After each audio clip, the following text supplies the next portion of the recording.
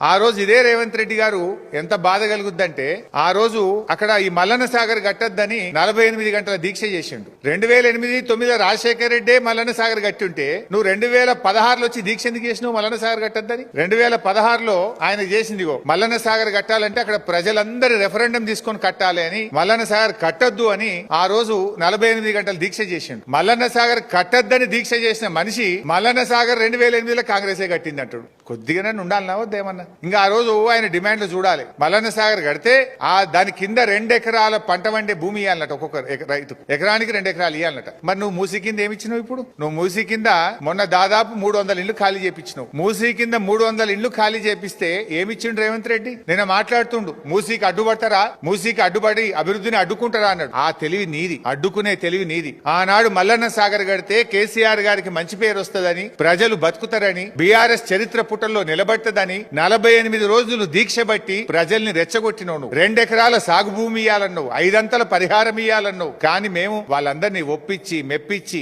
99% ప్రజలు consent award, compulsory award కాదు, 99% మంది ప్రజలు మల్లన్న సాగర్ లో కాన్సెంట్ ఇష్టపూర్వకంగా సంతకాలు పెట్టి తీసుకున్నారు. ఆ రోజు ఓన్లీ 1% మాత్రమే బలవంతంగా చేయాల్సి వచ్చింది. కానీ నువ్వు మూసీలో ఏం చేసినావు? మూసీలో మొన్న 300 ఇళ్లు కూడా కొట్టినావు. నువ్వు కేసీఆర్ గారు కట్టించిన డబుల్ బెడ్రూమ్ ఇల్లు ఇచ్చిండు, అంతే. ఒక్క రూపాయి ఇయ్యలే వాళ్ళకి.